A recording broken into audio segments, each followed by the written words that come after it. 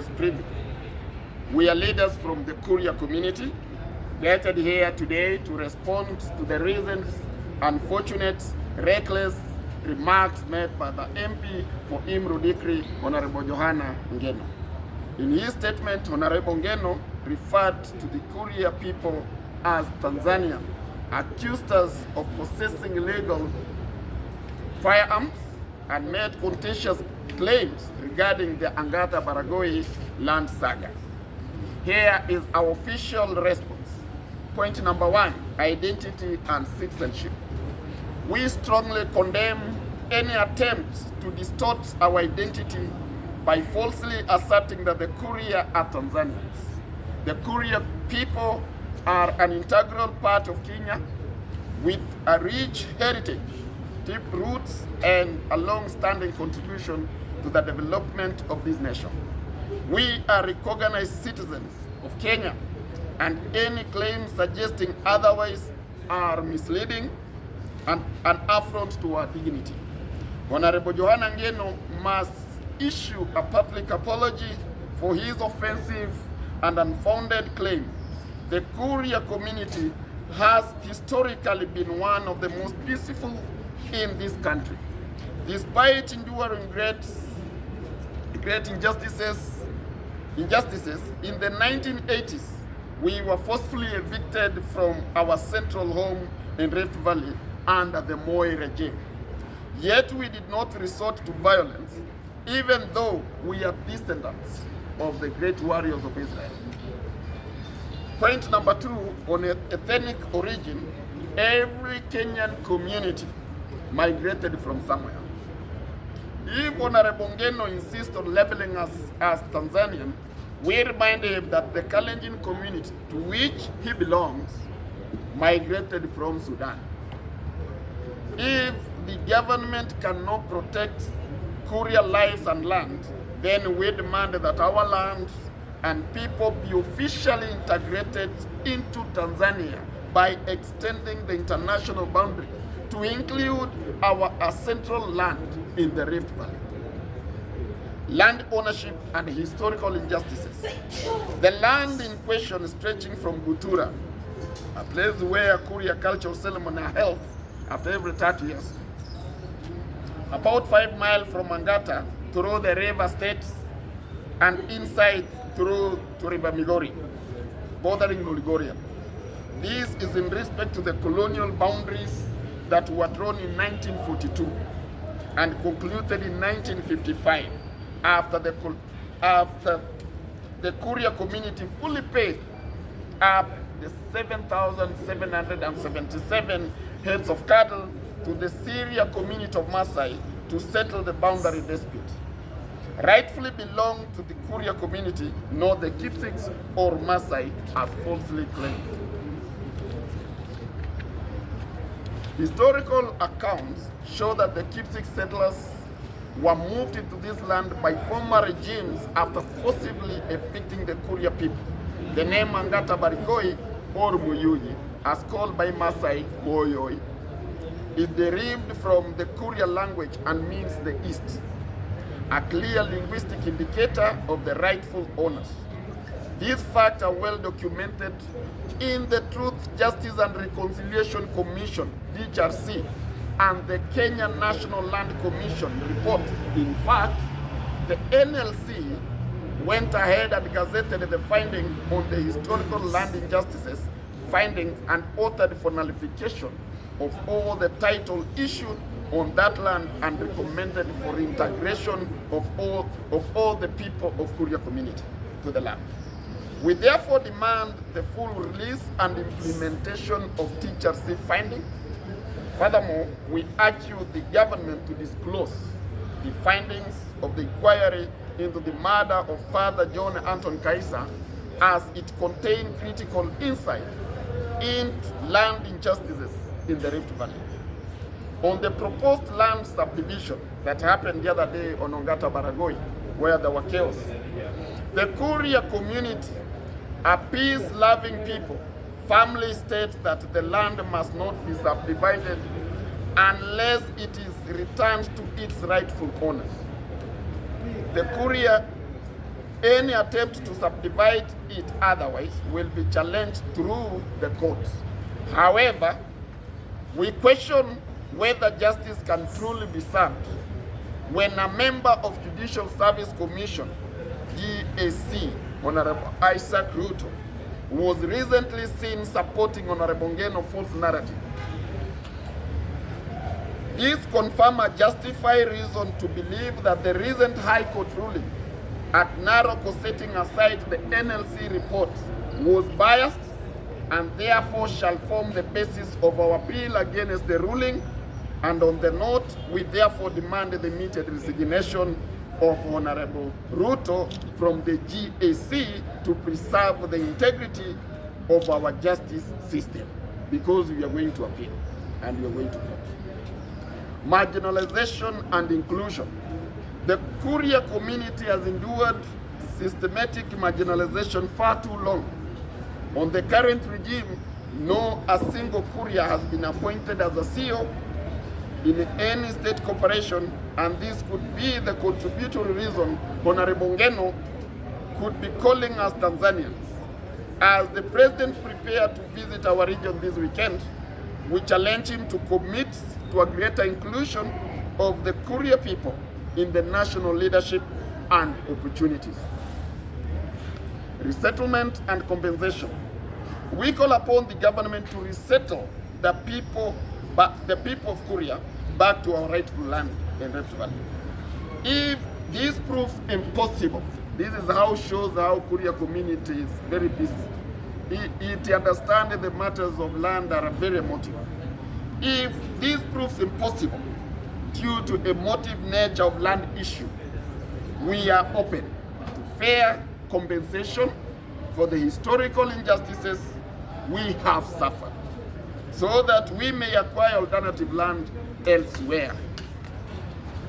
In conclusion, or rather to conclude our remarks, when a community is denied political and economic recognition, it becomes easier for external forces to exploit its resources, displace its people, and erase its identity, as evidenced by the lack of inclusion of the Kuria people in national leadership and opportunity, especially in government. The continued violation of our land right undermines the principles of justice, equality, and national unity that our country stands for. We shall call upon the relevant authorities to take immediate action to safeguard our community land from illegal occupation and protect our constitutional rights. We also urge all Kenyans to stand with us, in rejecting discrimination and misinformation aimed at marginalizing our people.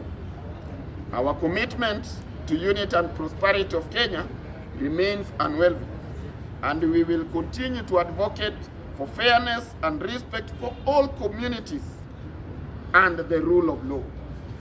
We deeply respect the rule of law, but we will not tolerate any attempt to belittle or erase the identity, dignity, or rights of the Kuria community.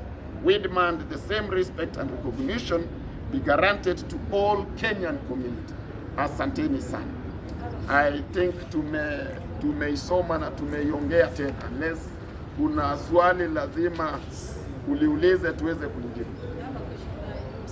Through your speech, you're looking at discrimination. Sorry? Through your speech, Yes. I'm looking at Kuria community being discriminated in this matter.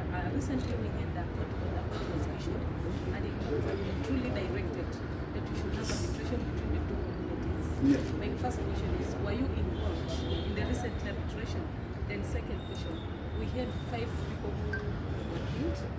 Among the 5 people, do you have anybody from the Kuria community? Maybe if you can, Wakil, you can clarify. We will tell you. Yes, the Kuria, we have said will be discriminated, because we have said whatever we have written here, it is in NLC report, National Land Commission, how the finding of historical injustices. We have been discriminated. We were not involved. We were calling now to be involved. It is an unfortunate case for our brothers from the Kipsix community, and we deeply send our condolences to them. The loss of 5 people, there was no Kuria whose life was lost because the Kuria are peace-loving people. They cannot fight watu wa usalama. Hawawezi piga maskari wetu. Pia wao ni binadamu. Okay. On the same, just a follow-up. You say that the land originally belonged to the Kuria people. Yes. Initially. Yes. On the court, on the case that was in the court, were you involved as a third petition or second petition on the same? I want to take you back to the fact that the NLC report said that the land should be given to the Kuria, and all title deeds that were issued in that land should be null and void. But now the High Court sitting in Narok set aside this NLC report because of discrimination of the people of Kuria, where you are being called we are Tanzanians, because major community refers as Tanzanians.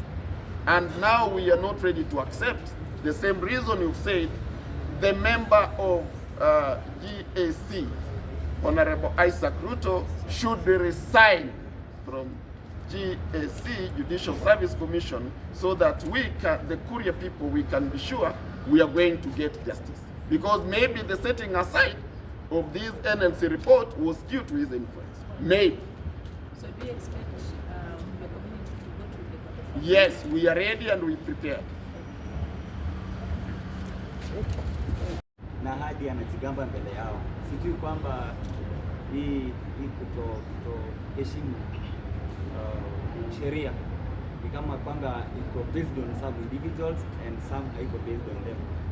And we are very peaceful people as the Kuria community. We regret that such kind of sentiments zimefufua vidonda sana kwa watu. Watu wameumia kwa hiyo shamba, watu wameuliwa kwa hiyo shamba. It's a land that it has a lot of blood.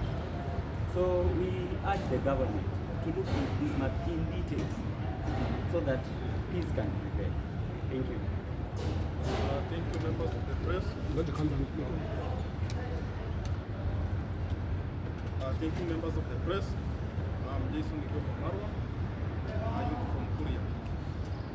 What the MP said, it was uncalled for, it was unconstitutional to a country like Kenya which is governed by the law, because no one is above the law.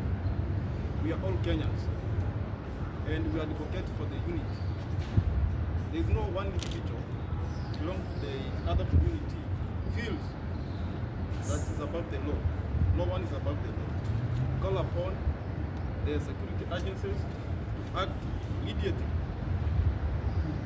on this matter.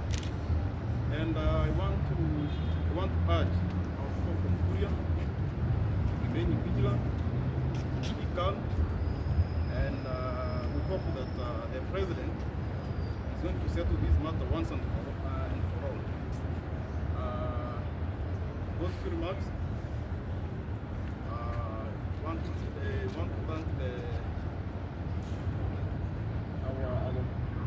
honorable committee. We keep on pressing hard.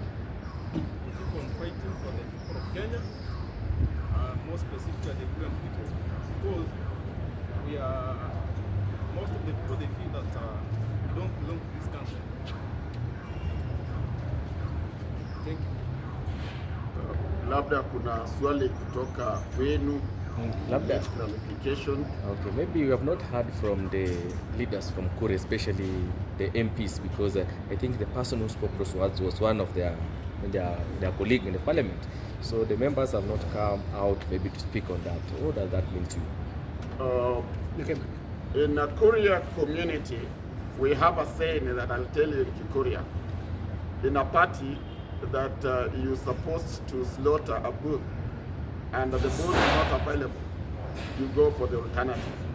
We have the leaders, we have elected member of parliament, that some of us were looking to unseat.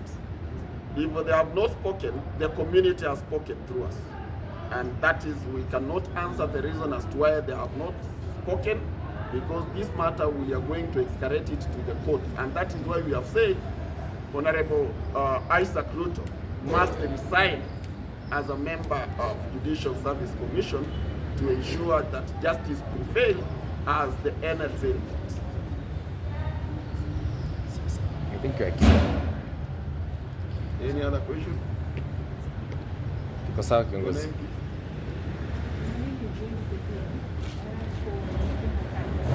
Kenya time. Yeah.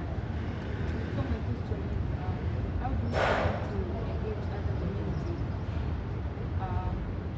in order to prevent this kind of disagreements? You come up. I'm saying, Yes. how do you plan to engage other communities to build that good relationship in relation to these ethnic tensions that are going on?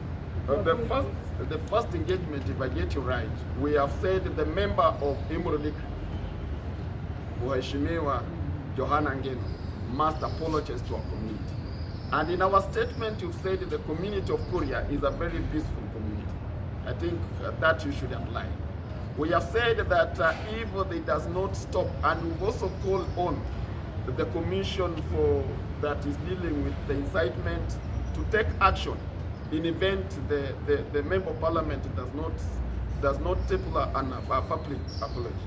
If that fails, as a community and the Kuria community, we are prepared and we are ready to appeal the ruling of the High Court in Naroko, in Kilgoris, right? And again, we're also ready to go in the court to seek justice. So the president will be in Kuria as from next week. Maybe the president will be in Kuria as from Saturday. Yeah, he will be in Migori County. Yes. Maybe will you be in a position maybe to raise the same issue while he'll be there? We have raised the same issues through our leaders, and we also raising it through the member of 40 states so that the president can hear us. Asante pa. Thank you so much. Karibu sana. From Marwa, youth leader from Kuria. In addition to what Mheshimiwa said, the Kurian people, like any other community in this country, we deserve respect, dignity, and equal recognition. No single leader should use their platform to demean other communities, because we strongly condemn the remarks made by Mheshimiwa Ngeno concerning the Kuria community. We are very peaceful and we deserve respect. Thank you.